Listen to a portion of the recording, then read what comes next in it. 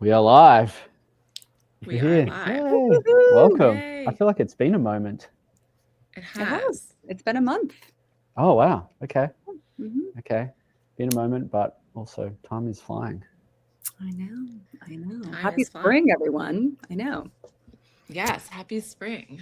Thank you guys for always joining us. I guess every other week here. We have a really awesome session for today with Stephen Gates. Got to be honest, we don't know each other too well, but I have admired him for a long time. Honestly, he's got a really great personality and just like fun to listen to his podcast. So Stephen has worked for brands like Envision and City and has clients like Coca-Cola, Abercrombie, Metallica, which is pretty rad. And the in-house experience, agency experience, corporate experience, startup experience, podcasts for years. So we're really excited to have him here. So thanks, Stephen, Yay, for Thanks for joining having us. me. Right on. I was gonna. Did you just like friend zone me? You described me as having a great personality. Like I feel like my mom always said I had a face for radio, but like I get it. No, I do not. Smooth. Kidding. Love it. Welcome. I was going to say that I love that we all gave devil horns to the Metallica reference. I think this is starting off splendidly. Yeah. Just Well, and I think we can't go any further without applauding Jared for wearing the safety goggles, because I think Yeah. for me, like if you're gonna set the tone, that's the sort of tone you want to set going Yeah. into a Get show ready. like this. I was just feeling left out that I didn't have glasses. So I'm glad you joined. these are the ones I grabbed. So thanks for letting me join you guys. yeah, and if any stray splinters come flying out from like stage left, you're totally fine. I'm set. Yeah. And in this space it's possible. I love The it. drumsticks, wayward drumsticks. Yeah. That happens. Cool. Yeah. Yeah. So does anyone want to share where everyone's calling in from? Oh yeah, we always love that. Ryan's We always already like to straight ask. into it. He's dropped a comment. Hi, Ryan. Hey Ryan, love to have you back. Yeah, it's always great when people can drop comments of in this feed where they are, interact with us. We always obviously jump to questions and things like that as well. And yeah, not every chance you get to connect with Stephen one-on-one like this, one-on-one, many-on-one, not sure. But anyway, that's what these sessions are for too. So yeah, where is everyone? I'm in New York, currently in New York, upstate. Not really though. I'm only an hour north of the city. I know whenever I say I'm upstate when I'm in Chester, people are like, "You're not in Buffalo." It's not Right. upstate. Yeah, that's true. Yeah. Upstate. But Yeah. as somebody who is, so I live in Pittsburgh after I escaped New York City after 16 years, and I had plenty of friends who like anything above 50th was upstate, and then Yeah, like right. Westchester, and then like Albany was upstate, and so I think upstate is a very relative Yeah. Totally. I feel a bit There's- silly saying it, yeah. but yeah. I think if there's like bears that wander your property, I think you can say you're upstate. Okay. I Yeah. think. Yeah. You know. All I right. think if you have like a decent size like yard, more than like 2x3. Yeah. I think you're technically upstate then too, right, Erica? You're upper east, so that's above I'm Upper 50th. East Side. Yep. Oh, Yep. also from Pittsburgh. There you go. Nice. Yeah, so Savannah might actually look like a plant because she actually works for me. So Awesome. Hi, Nice. Savannah. If she starts dropping too many compliments, we'll be like, hold on. oh yeah, Steve." no, yeah, she's here. That's what was it? Robin Williams always had a joke that like behind every guy was a woman rolling her eyes. So like, Okay. Oh. yeah. Awesome. Chris Novak, welcome back. It's nice to have you here again from sunny Seattle. Wow, is Seattle ever sunny? That's awesome. I mean, you hear that Okay. Seattle just gets so much rain, and I visited University of Washington when I was looking at colleges because I really was interested in their crew program, and it was like the most beautiful weather, and everyone's like, "Don't get used to this." Don't get We're used to going right in on the East Coast West Coast battle here. This is Look gonna be out. interesting. It's begun, yeah. Yeah, it's Yeah. big Tupac I'm a- all over again. I'm a Yeah. spectator for this kind of stuff. I don't really know it. But it's cool to see this. Yeah. Chicago as well. Memphis, Tennessee. Woohoo! Ooh, Leslie's in SF. nice. Nice. Annie in LA. Nice. Great. Love it. Okay. So good all these people can jump in. Cincinnati. Nice. Positive thing you go, Chris. Yeah. If you aren't already connected with each other, highly recommend doing so. Yeah. That's what that's what the comment section is for some days. Yeah. Jump in there. Yeah. We also like to I don't know, get you guys chatting and giving us some thoughts, some sentiments. Maybe Stephen, you can contribute. And what is a question that we can ask this audience that we've got thus far that they can respond back? Previous ones have been like, how would you sum up your feelings of the industry in an emoji right now? Or how are you feeling about this, 1 to 10, or could be anything. So, but we'd love to hear from people, you know, get them thinking. I would just, I mean, for me, it's like, look, what are people excited about? What are you Right? Like excited about? what have you seen that's getting, like, what's something that's getting you fired up, or something that Yeah. is motivated, or I think there's enough other talk about gloom and doom and everything else like that. Yeah. So I think that's, I'm always interested, like, yeah, what's getting people excited? What's getting them fired up? What are they seeing that's something they thought was cool? Yeah. Right. I think that's Can you kick us off? Yeah. Yeah. Oh man. Shit, on the spot. Sorry. What am I seeing that's getting me excited right now? See, this is the problem when you've been in the industry this long. Like, oh, you know, you just always have the jaded answers at the ready. Yeah. Yep. I mean, look, I think, and this is a bit of a plant. I think what's sort of getting me excited is, I think, with everything and all the insanity that's going on in the industry, I think what I'm excited to see is the number of people that I'm talking to that are taking the time to think about their mental health, that are taking the time to think about what they want, that are taking the time to, like, actually work on their brand and to get more of the career they want, as opposed to just like the one that gets given to them. And I think I've had a couple conversations lately with a couple people who are either doing their own thing or sort of doing something else, but I think kind of decided to take the leap and do something that looked a little bit different and shaped a little bit different. And I think those conversations, whenever you can just talk to somebody who's doing something that they love, you just can't help but be inspired. I love that. That's really great. I always think of it sometimes in our space like designing your career too. You've got to you are designing, you're architecting it, you're crafting it, you're directing it. You are the construct, you know, the driver of it versus being the passenger and just kind of hanging on. And I mean, I think it's the right reframe, right? Because I think for so many of us, we're great at working with clients, we're great at working with other brands, and then we turn the mirror on ourselves and it just goes to like generic noise. And I think if you look at it like a design challenge, like, we've got the skills, you just have to focus them in a different way. Yeah, design your life. Totally. What about for you two as well, Joanne, Erica?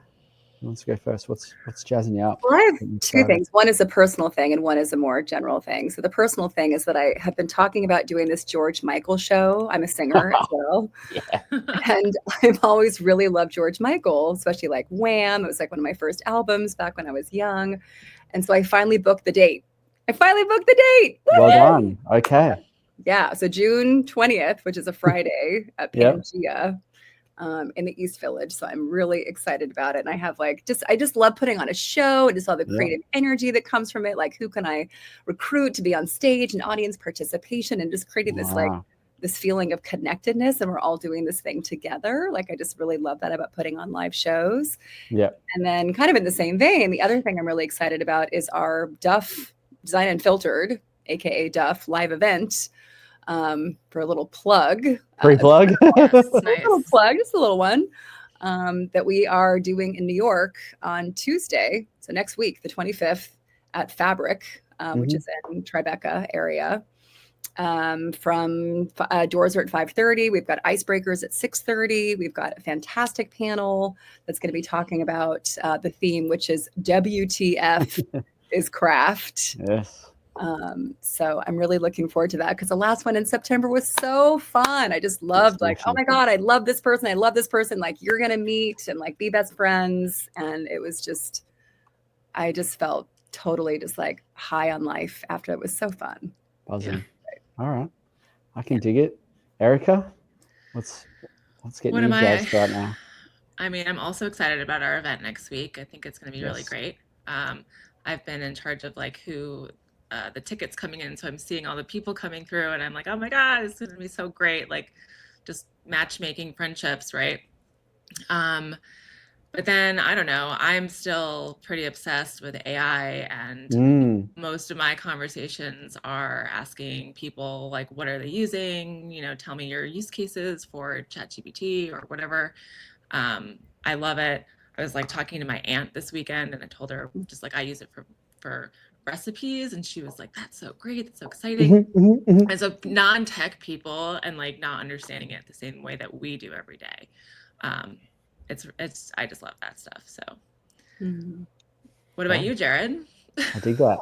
Yeah, I go through these phases of like I have to go and like refill my cup, of getting a bit jazzed on design, on something, feeling inspired, because we're surrounded by design all day. That's part of our role, but many facets of this job for me, they're not specifically designed. Like it's organization, it's follow-up, it's, you know, dealing with lots of hits, sometimes hopefully having a win, but it feels like a lot of that. And I have to remind myself every now and then, like, hey, design is great. I really love design. Like I really love art, anything creative, and I want to refill that cup sometimes. So I swung into the little Morrison gallery down in Soho the other day, which is a photography kind of gallery. Nice. They sell prints, but it is a cool little space, second floor little walk up that you can go in and just look at prints. And it's just some incredible famous, you know, rock photographers for the most part. And just seeing some of those prints on the wall. I love that. It's super fun. It's really cool. So that got me a little bit jazzed to do that, like just to remind myself, like, hey, this is part of why we do what we do. Yeah, and then I will say I am excited about the event next week too, and that's part of like getting myself inspired and getting myself excited and wanting to bring like a real positive spin to whatever we put out there. And we're going to have this room full of designers, and how can those designers come away with positivity, with a feeling of that?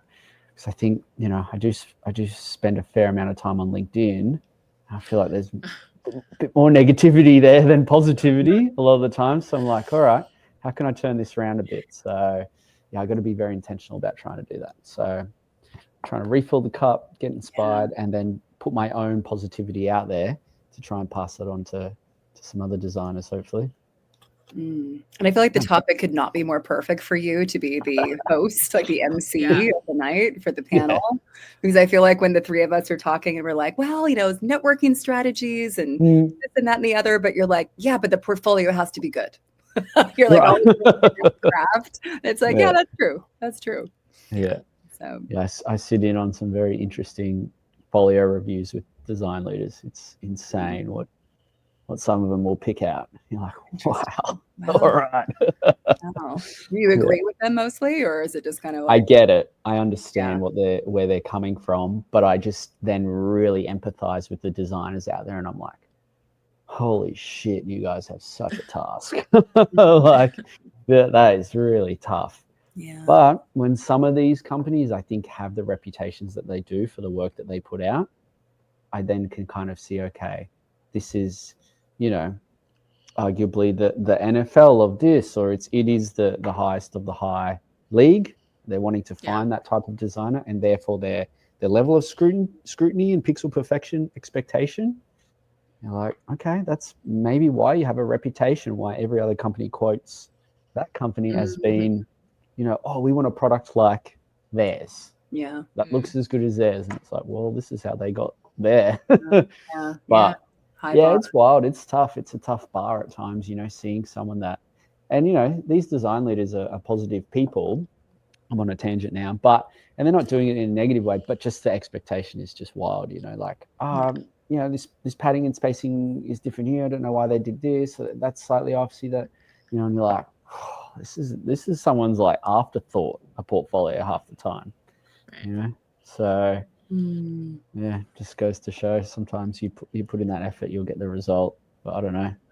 Yeah. Well, it's going to make the win feel that much better. I hope so. It's going to keep going to that light at the end of the tunnel, Jared. Yeah. Painful. It's all part of it. Yeah. It's all part of it. Yeah. I'm looking who else is calling in, and we have Shane from India. So I always love to see like who are the most far-flung people that we have here. Our location. Yep. I got Hugo. Oh, UK, right? Hi, Hugo. London? Yeah. Awesome. Yeah, Brazil. Ricardo. Hey, Ricardo. That's great. Let's see. And then Lucia, also from Chicago. My sister just went to Chicago last weekend for her birthday. And I love how they color the river green for St. Patrick's Day. Like the whole thing was just like bright green. It was so cool. Wow. Wow. Oh, and she's a fan of yours, Stephen. She's heard your There you go. Look out. It's always a fun and inspiring experience. Awesome. Another plant, or that one was legit? No, I'm just kidding. Not all of them. Yeah, I think I've only got 2 plants here that I've recognized. Okay. Cool. Yeah, very good. Very cool. We got Reginald, who's excited about the new Jaguar design. Interesting. Wow, that's a very controversial thing. I can't tell. You might have to tell if you're being sarcastic or legit. I don't know. Any thoughts on the Jaguar design, Stephen? Have you seen it? Yeah. Oh no, of course I've seen it. Right, like everybody and their brother did a piece of content on it. Right. I don't know. There's anything new there. On the one hand, you can tell what the brief was. Right, you can tell like be disruptive, be those sort of things. Right, like so. Again, everybody knows what the brief was. Yeah. Again, I mean, I think they definitely lost a little too much of the heritage. Yeah. Right. Again, I think like you can see what they're going for more when you look at the cars and some of those sort of things. But again, there's a little bit of, for me, like, look, if it was meant to cause a provocation and a reaction, then it was wildly successful. Right. Did it get Jaguar back in the headlines? Sure. Right. But again, are you really targeting your core audience who's going to come to the dealership and buy a car? So, but look, for me, it's part of a bigger trend. Like we talk about AI, we talk about a lot of stuff right now, right? Like there's a lot of brands trying just a lot of stuff that isn't working. Yeah. Right. You see look, Sonos fired their CEO because they did an app launch that I'm going to bet probably used more AI than they probably wanted to. And then it didn't work. Right. You've seen like they put out, what was it? Mattel used AI to try to help them with the Wicked packaging, and it sent the QR code it to a porn site, not to the Wicked musical site. Oh, snap. God. So I think like we're seeing an over-index. Like, look, there's no doubt that there's a contraction in design right now, and an overuse of AI and an over lean on what that is. But that's why I said I would have done the Jaguar work differently. Sure. But like I said, I think for me though, it's always a little bit easy to vilify the result. Yeah. I think we've all done work and done things where it's like you rage against the client and do whatever it is and say, don't do that, or that's a really bad idea. And, whatever it is. And, you hit that point where it's sort of like, okay, look, do we want to complete the work or do those sort of things? So like I said, I haven't heard the whole behind the scenes story. So yeah, I understand the reaction, but I also don't want to be too quick to judge on what that process looked like. Yeah, I think there's something in that around, like I went to South by Southwest a few years ago, and I watched this great talk of a guy talking about Comic Sans as a font, and how what designer likes Comic Sans really? But his talk, funnily enough, was like it nailed the brief, like the specific brief for what that font was to be was exactly that. And he was showing signage of put your dishes in the sink, like classic, where you'd see in an office or something like that, and they always use Comic Sans. Pick up after your dog, that kind of stuff. But yeah, he's like, now the brief, you can dislike the font all you like, but it nailed exactly what the brief was. But that's the problem, right? I think that's the problem with portfolios and everything else is that, look, we work in a medium that doesn't have a right answer. Yeah. Right. Like 2 + 2 isn't 4. 2 + 2 is like burnt sienna, right? Like it's not. You can debate that stuff till the cows come home, right? Yeah. And so again, I think that's always the interesting part of that discussion is like, okay, look, just because it doesn't work for you, but like I said, I get it. That's a tough one. Yep. I want to switch gears a little bit and pick up on something that we talked about with you, Stephen, in our little powwow a couple days ago, kind of thinking of ideas for today. And we talked about people playing a small game, right? Like there's a lot of fear out there. Like, how, I think people are trying to play it safe. Their resume, their summary sounds very generic. They want to try to match the job description as perfectly as they can. And I really loved your philosophy around like standing out, like being yourself, like being your authentic self. Could you expand a little bit on that and maybe explain your stance on that? Yeah, I mean, look, so I'm a veteran of being laid off 3 times. So I think I have a unfortunate amount of experience in doing the job hunt and doing a lot of other things. So look, I think that whenever you're in that moment, when you're looking for a new job, when you're doing anything else, right? Like there's a bit of a panic response. There's a little bit of like, look, I can't miss out on any opportunity.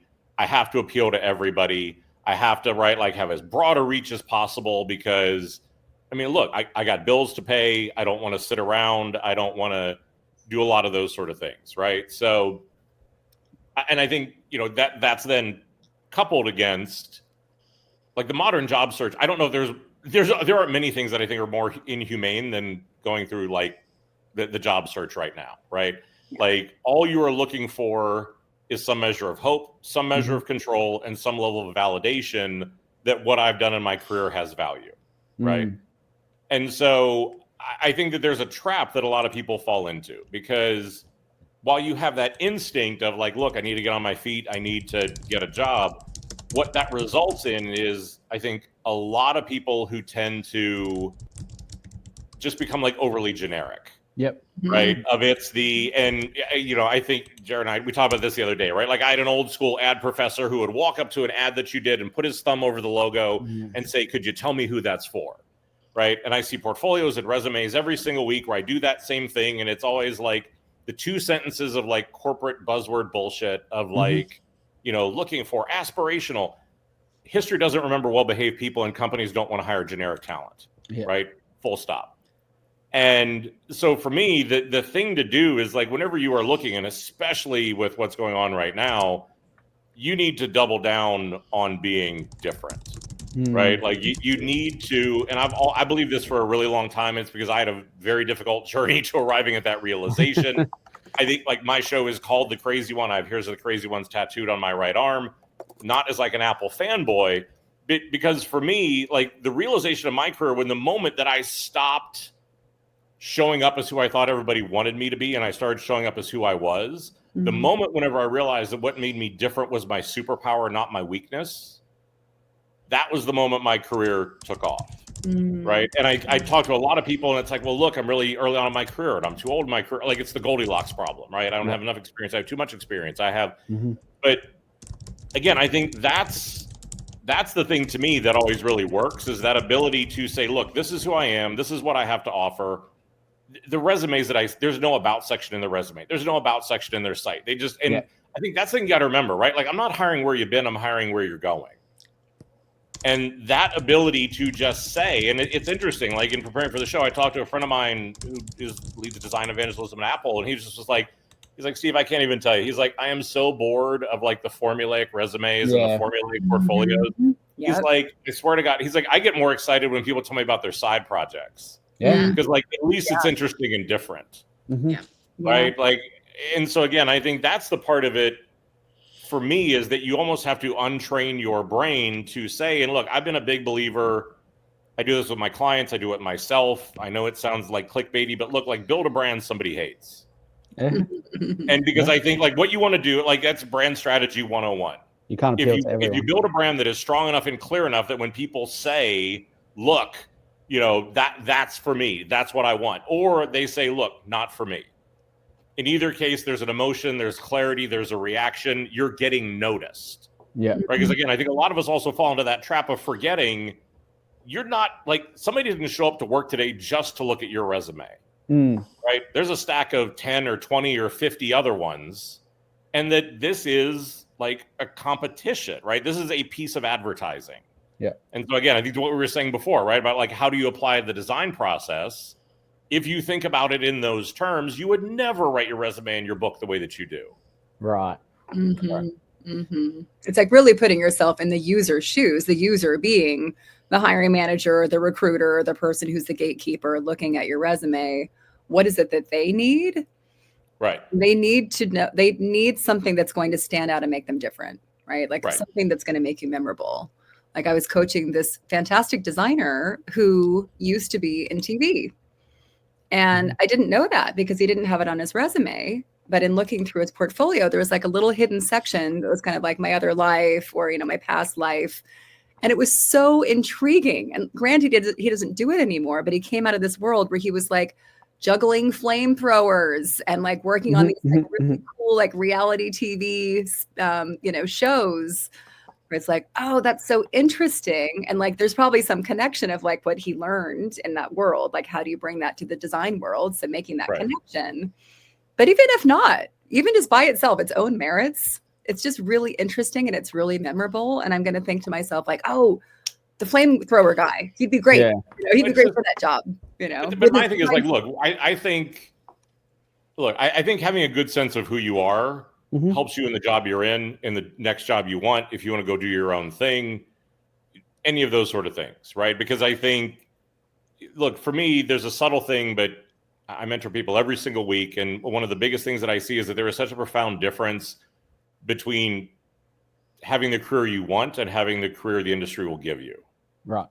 Because I think for so many people, like, it's like, okay, what's next on the career ladder? What's next on, and look, I think Chris Novak made a good point in the comments too. Like, I'm not immune or unaware that, you know, a lot of my advice will not get you past a lot of the AI bots and screening and stuff like that.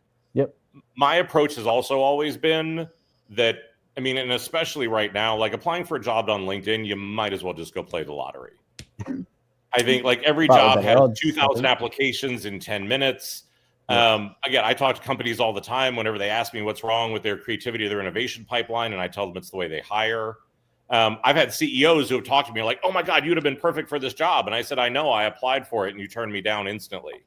What are you talking about? I'm like, you don't even understand what talent there is, right?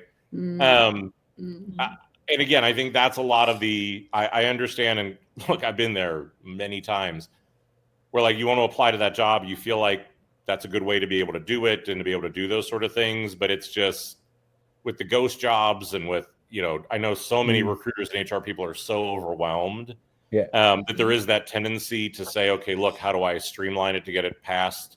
Because what, 95% of companies now are using resume filters. I tend to always, I guess, decided to play that game a little bit differently, and rather just engaging in a broken system, try to find some different ways of outreach or like asking somebody who works there for an introduction or to look at my book, like to do something else, just knowing what I'm going to be up against and how broken that is. Yeah. I love that. And what are those other things that you would do? So if people feel like they're stuck in this hamster wheel, like feeling productive, but they're actually just making busy work for themselves or not being productive, feels productive. No. And look, and I think that what can they do? There's, I mean, look, if I knew the answer, we'd all write a book and retire, right? But I think, look, a lot of it for me is, I think trying to network, trying to actually, I think, and I am really bad at this. You don't know how much support you have until you ask for it. Of actually going out and saying, look, I'm looking for this job. I think try to be specific, because a lot of people come to me and go, Steve, I'm looking for a job. And it's like, hey, good luck. And they're like, look, I'd really love to be a UX designer at a North American car company. There's like 3 people I can instantly introduce you to. Right. And I think, you know, for me, that there's a lot of that, you know, trying to do outreach. There's, you know, I helped co-found a site called the Amazing Design People List. Like, you name the company, there are probably people or leaders that are on there that work for that company. You know, go to them, say, look, what do you think about my book? What do I need to do to get a job there? Like, do you know of anybody who's doing this sort of thing, right? I just think you're going to have to be a little non-conventional in how you want to do some of those things and to be able to work with that, because I think, and I've fallen into this trap, and that's why I go back to, like, I think hope is such an important thing, because I think a lot of it for me is like, I'm just like, how do you build a hope economy? How do I have something to look forward to? How do I, in a time where things can feel hopeless or out of control or whatever that is, Yep. And again, I think there's a lot of different ways of being able to do it. But I think if you do it genuinely, I think if you do it in a way that stands out, I think I still see it with my content where authenticity still cuts through. I think that there is a challenge right now where so many people are making so much noise, right? Like, honestly, I'm not on LinkedIn a ton anymore because it's just like so many people with nothing to say. Yep. But, and look, and I decided to be the guinea pig the last time I got off and publicly shared a spectacular face plant and going out and looking for a job that didn't work and pivoting to like do my own thing out of desperation. And, you know, it got a huge amount of attention and was a bit of a canary in the coal mine. But I think that's some part of it is also just that ability to just sort of keep pivoting and trying different things. And like I said, I don't know that a lot of people,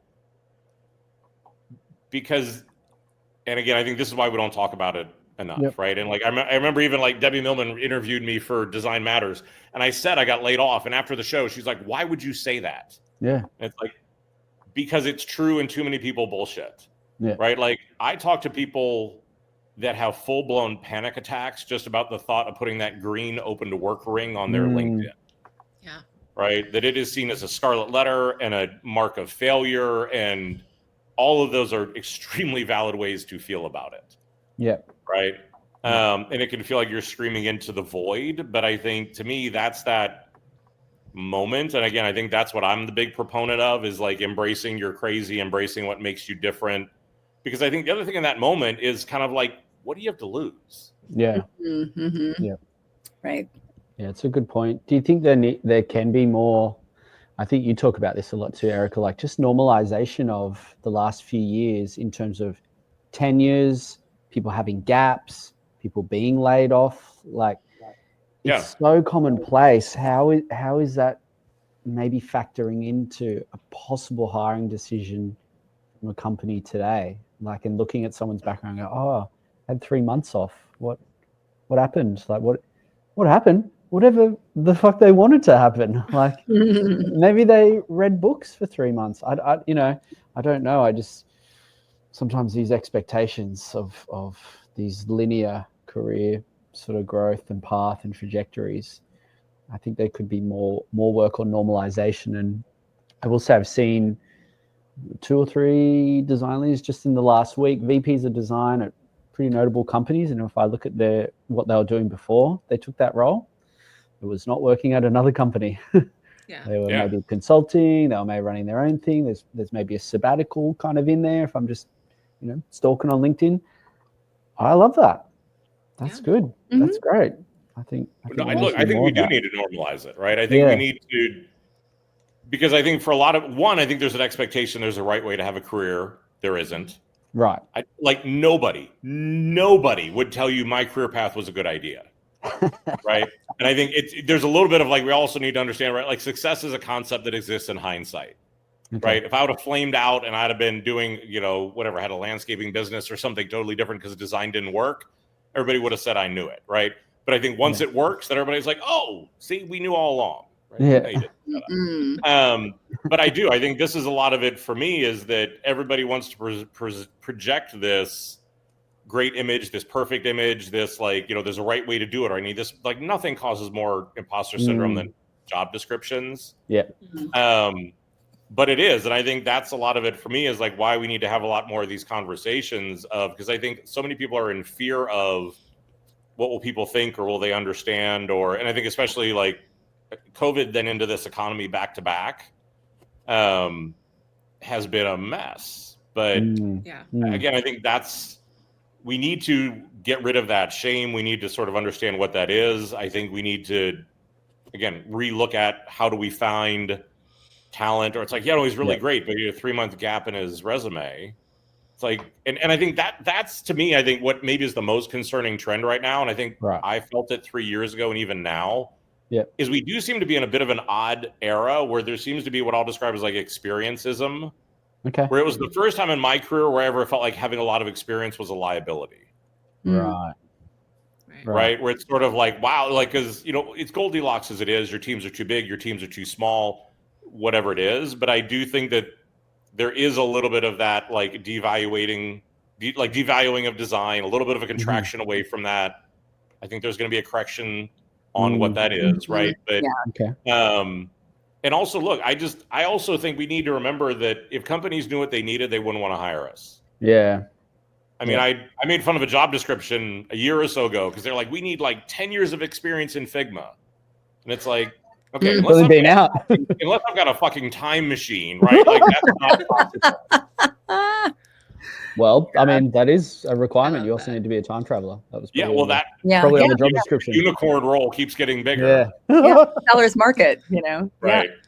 I mean, I'll say personally from my own experience, when I see a resume where I see somebody took a year off to travel, or they took a year off to like be a dad or be a mom, or like do something that's, you know, that's out of the industry completely, or they just decided, I don't know, I would think it'd be really interesting if somebody was just like, I wanted to work at Trader Joe's for like 6 months and like bag groceries just to like have the experience, like American Beauty, you know, where it's like he goes back and he works at the fast food place. You know, but it's like when I see a resume like that, personally, I'm just like, first of all, I love the authenticity. I love the fact that they're being themselves. They're bringing that forward.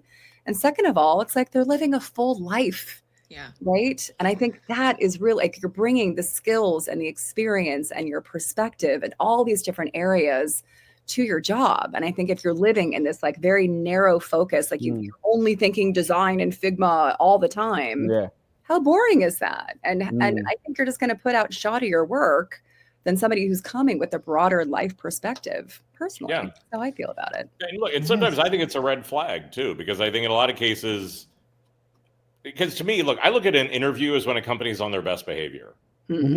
Right. And if that's as good as it's going to get, and you want to look at a commoditization of my skills, this is probably not going to turn into a strategic role once I get there.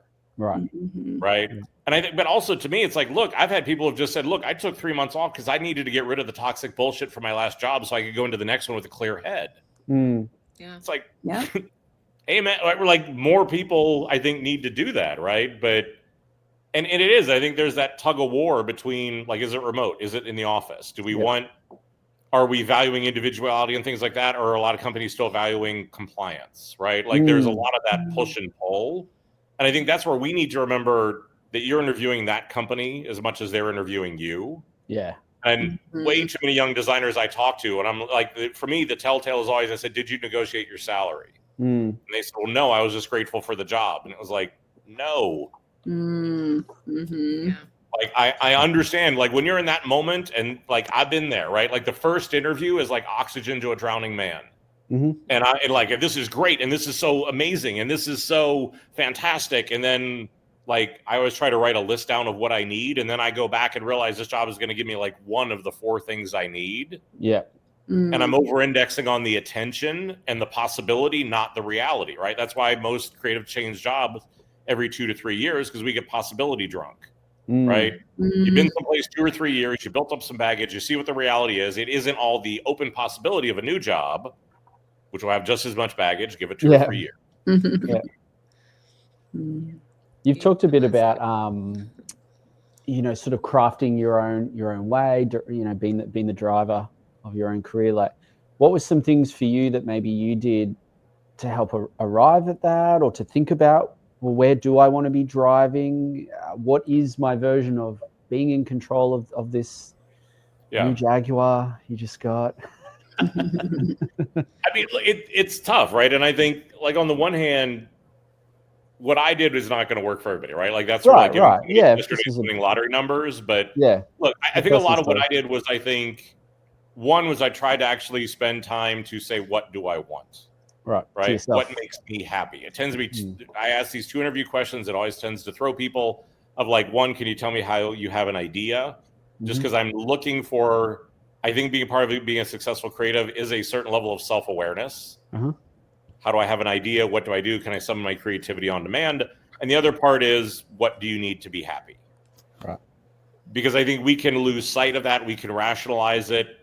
I certainly did. I think, you know, that was a big, I put my show on hiatus for a year and a lot of other things like that, because I realized, look, I went through a 5 to 6 year stretch in my career. I didn't produce any work I was proud of. Right. I had become a strategist and a politician and an interventionist, and not any of the things that I love, and my mental health reflected that. Right.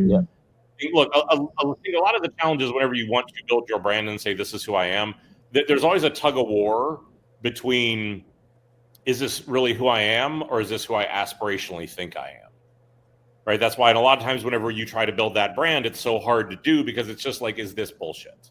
Yeah.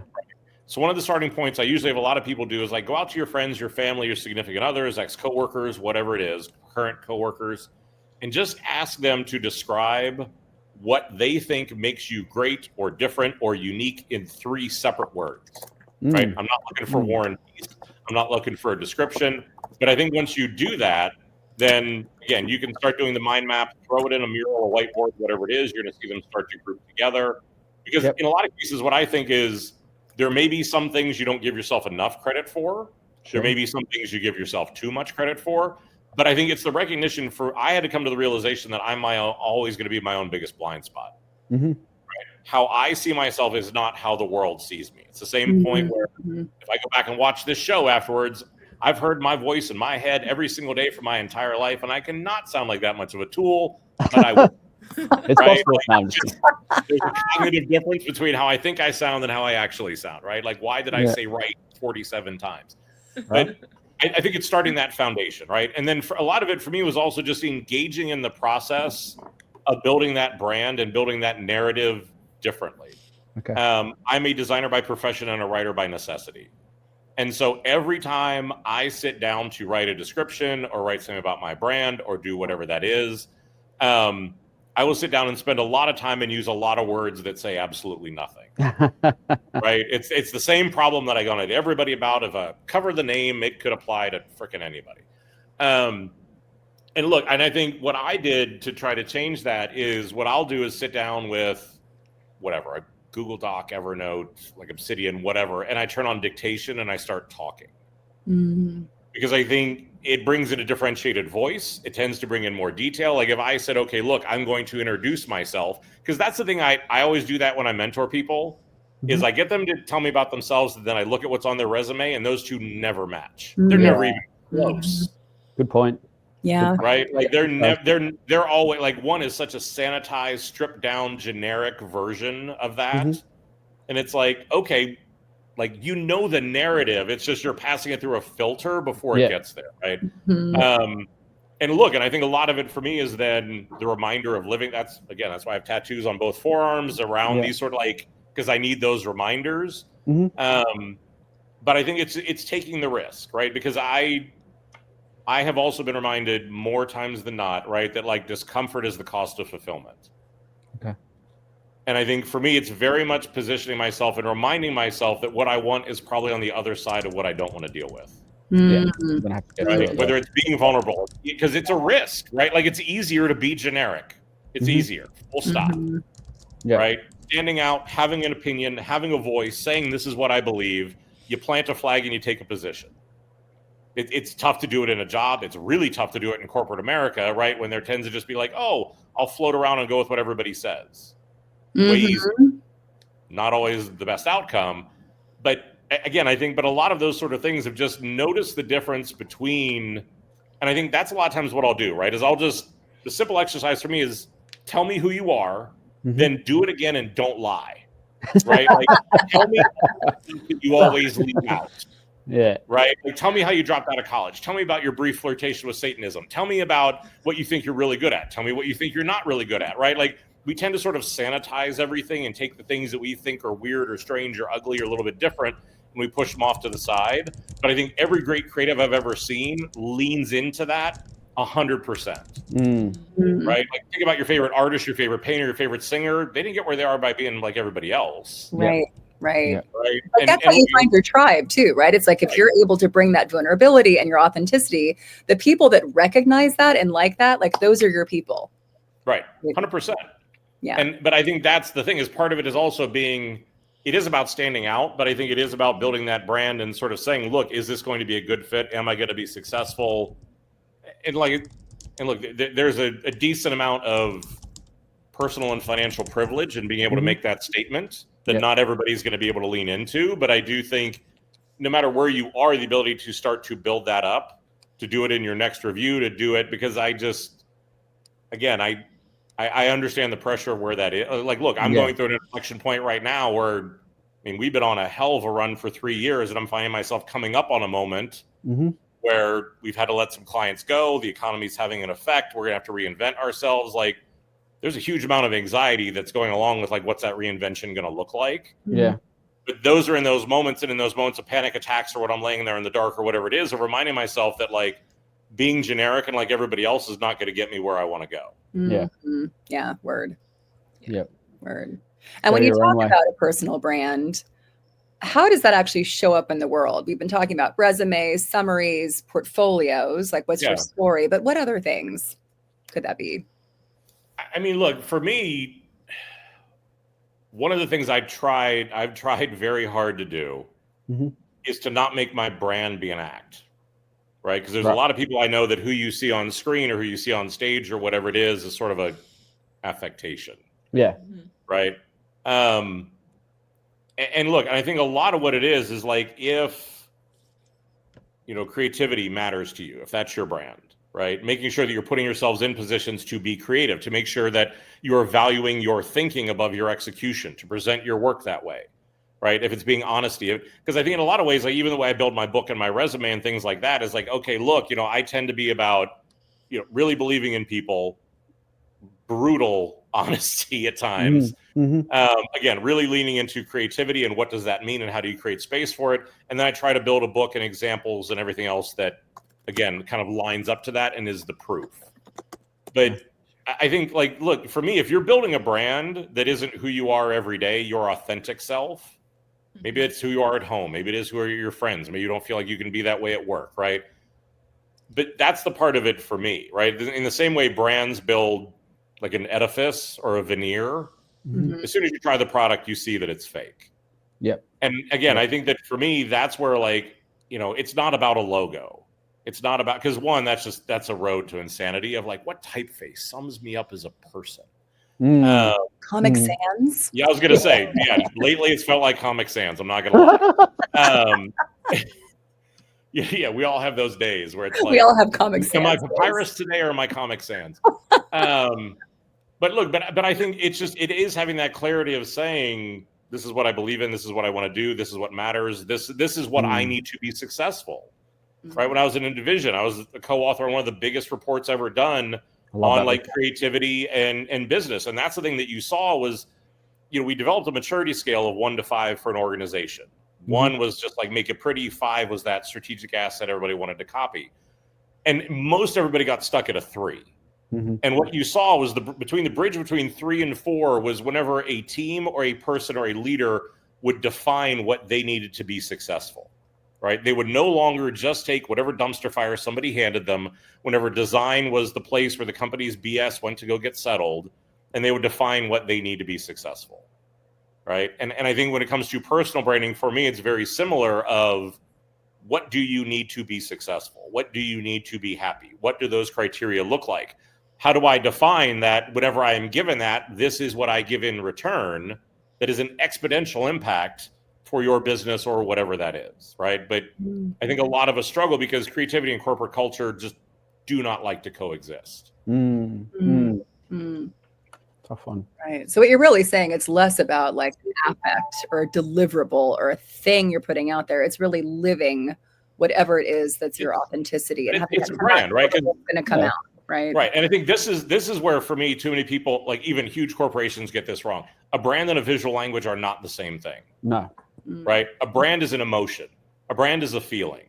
Right. A brand is, okay, when I interact with this, what is that emotional aftertaste I get whenever I walk away from the brand? Right. A visual language is then a visual expression of that. Yeah. And I think that for me, if you're able to get that center right, that emotional piece right, then yes, that should inform how your portfolio looks. It should inform your tone of voice. It should inform your resume. But again, it needs to work that way, just the same way in strategy and brand. If it comes the other way, of like, oh, there's a cool font, let me create a positioning, that never works.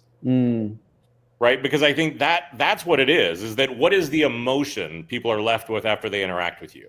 Yeah. Are they focused? Are they inspired? Are they, right? Like, what is that again? And again, I describe it as like an emotional aftertaste. Like, what is that when they interact with you? What is that thing that you do to people? Is it an Yeah. activation? Is it a focusing? Like, what is it? Yeah. Mm-hmm. I Yeah, think like that the Simon Sinek, like discover your why. Like what is the core, right? Yeah. Yeah. Yeah. it bleeds into everything that you do. Similar to taste, you know, a really tasteful person, you just see taste in everything that they do. Right. A great designer, sometimes, not all, but many times they have amazing interior design taste. They have great graphic design taste. They have, whatever it might be, their fashion sense is, because it's just part of who they are, part of what they do. And I think that some of that brand, it can just bleed into everything that you do. It's not just one single thing, but yeah, it is the way you write. It is the kind of work that you create and put out. It's the way that you assemble that work in your own personal folio, which is all your choices, not your company choices that you've worked for. That is like that brand, and it's in everything. It's not just one thing. And that's the way it's the easiest way to be authentic is, having it bleed into everything like that. Right. But again, I think as easy as that is to say, right, I think we also need to recognize, and I'm a big believer, and I think being your authentic self and being unique is one of the hardest and most rebellious acts there is. Yeah. Right. That it is an easy thing to say and an incredibly hard thing to do. I think Felix is saying that in the comments right there as well. When you've been job hunting for so long, it starts to feel like you have to be someone you're not just to get a foot in the door. Yeah. I hear you. And look, and that's why I said, I think that's why I want to acknowledge, or put an asterisk on what that is, because, I will say that, there are a lot of companies right now that, like I said, there's a devaluation of design, that it's seen as being much more commoditized. It's being seen as like, oh, AI can do it, or right, they're investing in other places or doing what that is. We've seen this cycle before. I think this one's a little bit different. Yep. Because normally, like, you see the economic impact and design and marketing are affected. I think on this one, we've got the double whammy of sort of the economic impact coupled with AI. And you're already seeing a lot of companies that are like, oh, we'll just let the AI do it. We're seeing that's not working out great for a lot of them, but it is. And I think, Felix's point is right. And I think you get to that point where believing in yourself, or that act of like self-belief, is just an act of will, because you feel like there's so much evidence to the contrary. Yeah. Right. That I've applied for months. I've applied to hundreds of roles. I've done whatever it is. I'm not getting calls back. I'm not like, something is wrong. And it's not just I'm not getting calls back. If we're being honest, the reaction is something is wrong with me. Yeah. Right. I have made bad choices. I am not upskilled enough. I am not talented. Right. That self-talk turns into something else. Yeah. Sure. Right. And I think that is what leads to that. Just like, for the love of God, like, could somebody just love me? Can somebody tell me I have value? Like, not even as a joke, right? But like, just seriously, like, can I just do? And that's why I said, like, I know that I'm about to step into that, because I'm going to have to go back out and find new clients and do all that. That I know that emotion's going to be coming for me. Yeah. Like, do I still have it? Are we still doing good work? Is this what they want? Are we too small? Are we too big? Did the industry change? That's all the self-talk, right? But to me, I think but it is that bias towards action and clarity and authenticity that I think, but it is in that moment. And I think that's why, if you need a support system or things like that, you need to also look at how do you build that, so that those moments, you don't give into those. Yeah. You've obviously had more time to develop it, and you've gotten to a place though too where you feel very confident and comfortable being your authentic self. You've got a brand. You've built a brand that people hate in some ways. Your words. So you've done that, but that then attracts the clients ultimately for you that you want to work for, and you want to work with, right? And it's almost a self-selection process to an extent. And you're not trying to cater to every client out there and to say, hey, we're getting light on work. I guess we need to get more work. I need to be something for everyone so I can win this. It's like, no, I have to be true to myself and work with the clients that matter. Yeah. And there's an important distinction on what you just said that I do want to make, though. Yeah. Because, like, look, whenever I would look for a job, I was like, you can work wherever you want, or you could, like, whatever you think it is. There's some part of me that spent the last couple of years trying to destroy my brand. Yep. Right. Because I realize that there's a very toxic construct that, like, people make it. Right. Like, you get to a place where you don't have to worry about this stuff. Yes, I have a brand. Again, I still battle with what that is. I still battle with the insecurity of what that is. Yep. I mean, I will say that I do feel like I have tried to build a career where I think how you show up matters, how you treat people matters, the work you put in, the work that you do, knowing that you deliver matters, right? That is not always a popular way of doing things. I think I try to be a humanistic leader that cares more about people than the HR playbook. And it has. And look, and that's the thing is the last 3 years, I've gotten 100% of our work on referral, right? We haven't had to pitch any business. We haven't had to, like, it's people who used to work with me or know of my reputation or know what that is, or so we've gotten work that way, right? That's a lot of work, right? Like it's and honestly, I haven't talked about it because I know a lot of people aren't in that position, right? And so you feel guilty, I think, honestly, being there. But look, I think I'm a believer that if you want to see change, you live the change you want to see. You don't criticize like the other things that are out there, right? So I think that for me, that's why I've tried to share my job hunt or my journey or my vulnerabilities or like whatever that is, because I just think that's the only way we're going to normalize it. Is to be able to do some of that, is to talk about this stuff. But I mean, look, and I think that's, I find it hopeful, but also sad, because I think a lot of people, whenever they talk to me or they meet me, they say, look, you talk about creativity about the way I wish it was.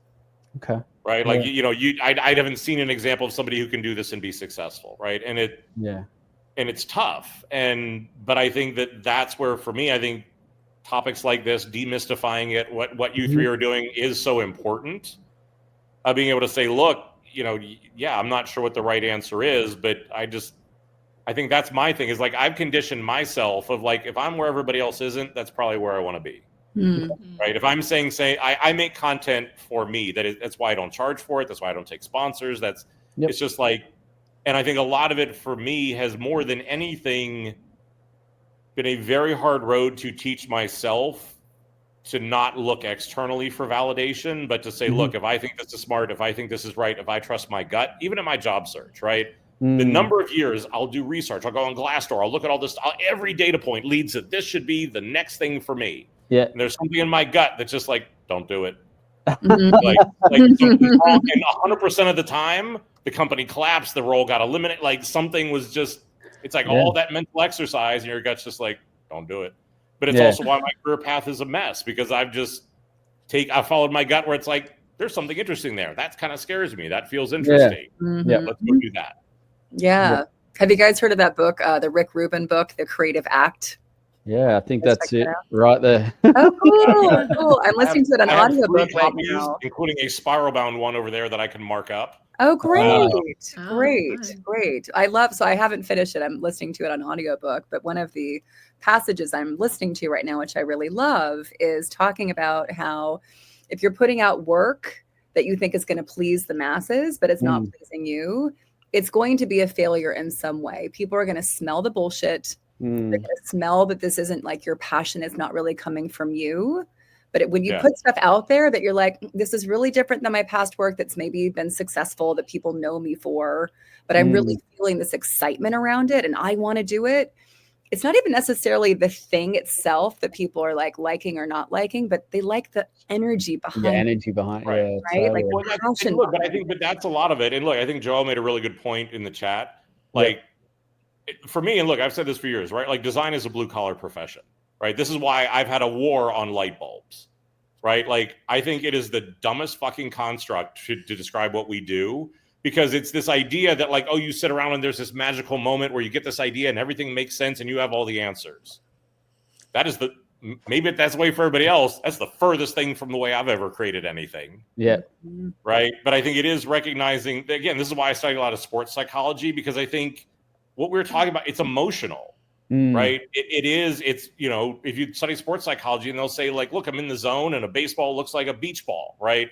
Or if I'm really struggling, it looks like a BB. I think creativity is the same way. And I think that's why many of us, I think, fundamentally reject that job search or struggle with it so much, is just because it is all the things that we hate, in the loss of control, the loss of focus, the emotionality and a lot of that sort of stuff. But Good point. love it. We're pretty much at time. So Yeah. I don't know if there's any last wrap-ups. This has been amazing. Yeah. I feel like I'm hearing you taking notes, Erica. Yep.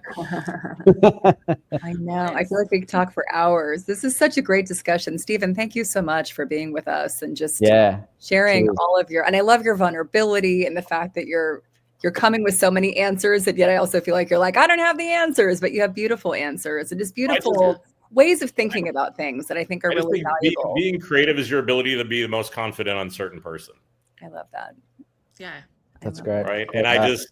And that's what I mean. I think as an industry, we'd all be better, again, if we were more honest and open and did those sort of things and just kind of talked about, it's like every time I do a leadership camp, day one, everybody's fantastic and happy and great. And by day two, it's like, can we all just cut the bullshit? And they're like, yeah, I'm so frustrated. I just wish they'd packaged me out. I'm like, okay, can we just